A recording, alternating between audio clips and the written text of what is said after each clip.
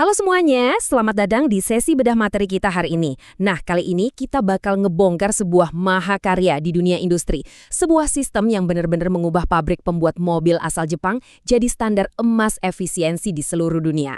Yap, kita bakal ngebahas TPS atau Toyota Production System. Dan tentunya konsep dasar dari Lean Manufacturing. Kalau kalian pernah mikir, gimana sih caranya perusahaan top dunia itu bisa terus berinovasi, tapi di saat yang sama bisa pangkas biaya gede-gedean? Nah, kalian ada di tempat yang tepat. Siapin fokus kalian ya, karena kita bakal langsung terjun ke rahasia di balik keunggulan operasional ini. Oke, mari kita mulai bedah topik ini. Di dunia industri zaman now, hampir semua perusahaan ngadepin satu pertanyaan yang sama. Dan jujur aja, ini lumayan menakutkan. Pertanyaannya gini, gimana caranya kita bisa tetap bertahan hidup, apalagi mencetak profit, ketika setiap komponen untuk memproduksi barang kita tuh makin mahal? Ini benar-benar tekanan yang kerasa banget buat industri manufaktur saat ini. Coba deh kita lihat situasinya. Di satu sisi, ekspektasi dari customer tuh nggak pernah kurun. Mereka selalu pengen harga yang lebih murah, kualitas yang tanpa cacat, dan kalau bisa pengirimannya secepat kilat. Tapi realitas di lapangan kan beda. Biaya listrik naik, harga bahan baku melonjak tajam, jadi ada celah yang makin lama makin menyempit antara apa yang mau dibayar sama customer dan apa yang harus dikeluarkan sama perusahaan. Celah sempit inilah yang kita sebut margin profit. Dan buat banyak perusahaan yang nggak bisa adaptasi, margin ini harfiahnya kayak lagi dibakar abis. Biar lebih gampang, ini agenda kita hari ini. 1. Tantangan industri masa kini. 2. Pengertian Lean Manufacturing. 3. Fondasi model 4P Toyota. 4. Pilar 1 yaitu Just in Time. Dan 5. Pilar 2 yaitu Jidoka. Kita masuk ke bagian pertama. Tantangan industri masa kini di era manufaktur modern. Kalian tahu nggak? Persaingan global sekarang tuh bukan cuma soal siapa yang punya produk paling keren. Ini udah jadi medan tempur yang ngebahas soal harga, kualitas, lead time atau waktu tunggu pengiriman, dan pastinya ketersediaan barang itu sendiri. Kalau biaya produksi kalian ngebengkak terus nggak terkendali kayak asap pabrik, wah, kalian nggak bakal bisa bersaing. Kita nggak bisa loh seenaknya naikin harga jual ke customer, soalnya kompetitor bakal langsung nyaplok pasar kita. Jadi solusinya bukan naikin harga, tapi neken biaya dari dalam. Masuk ke bagian 2. Pengertian Lean Manufacturing, sebuah pergeseran pola pikir. Nah, disinilah revolusi operasional itu masuk.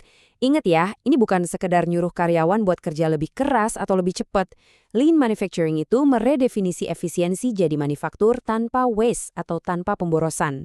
Sistem ini meminimalkan semuanya, mau itu peralatan, material, suku cadang, sampai waktu kerja, ke batas yang mutlak 100% cuma buat hal yang benar-benar dibutuhin buat produksi.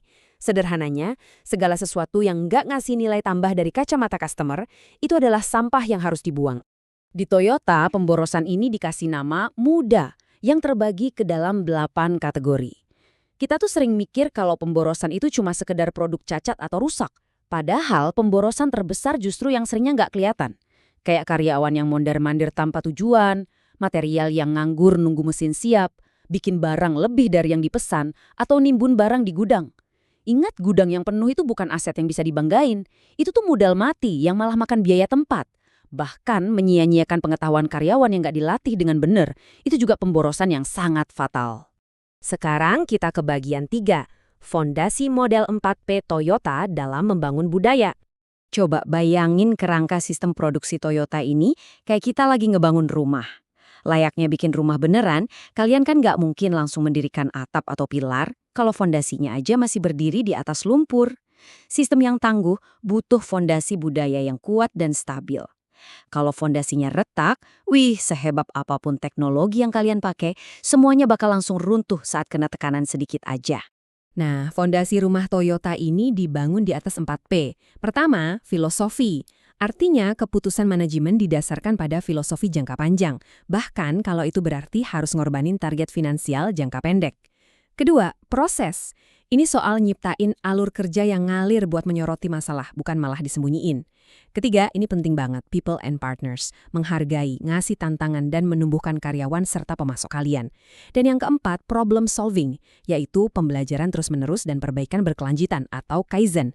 Sistem mekanis secanggih apapun gak bakal jalan tanpa manusia-manusia yang dihargai dan dilatih buat memecahkan masalah. Lanjut ke bagian 4. Pilar pertama kita yaitu just in time, kecepatan dan aliran. Aturan inti dari just in time ini sungguh brilian dalam kesederhanaannya, yaitu menyediakan produksi hanya pada waktu yang diperlukan dan sejumlah yang diperlukan oleh pelanggan. Nggak kurang dan yang terpenting nggak lebih. Kalau customer butuh 5 barang hari ini, ya pabrik cuma bikin 5 barang hari ini. Ini menciptakan alur kerja yang sempurna banget dan menghilangkan beban penyimpanan secara drastis. Coba deh bandingkan sama sistem manufaktur tradisional yang pakai metode push atau mendorong. Mereka bikin barang gila-gilaan, menumpuknya di gudang raksasa, berharap bagian sales bisa ngejual itu nanti. Itu makan tempat banget, butuh banyak forklift, dan sangat rentan rusak.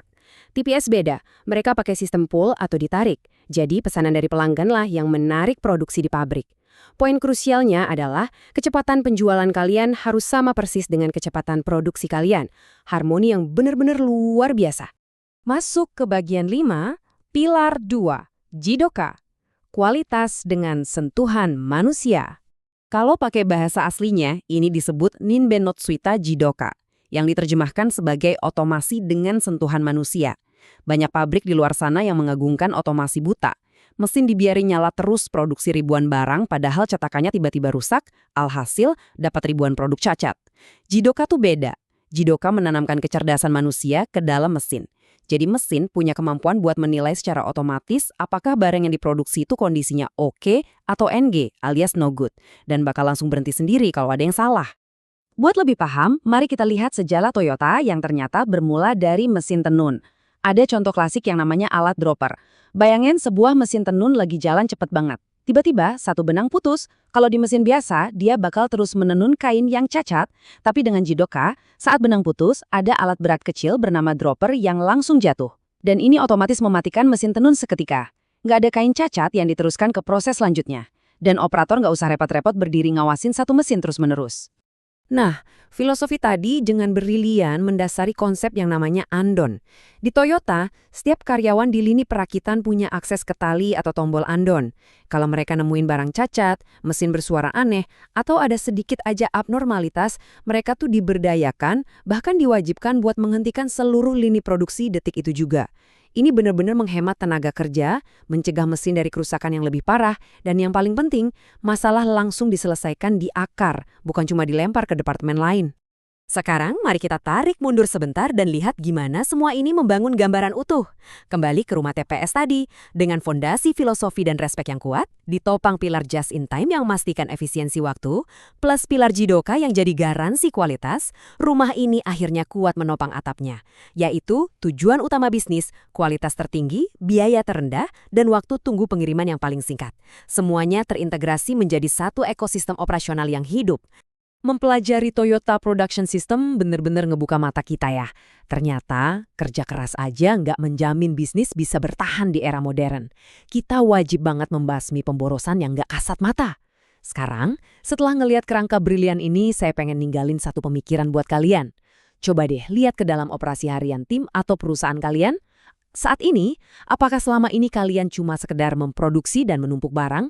Atau, apakah kalian udah benar-benar memproduksi dengan cerdas? Terima kasih udah bergabung di sesi bedah materi kali ini. Sampai jumpa di analisis mendalam kita berikutnya.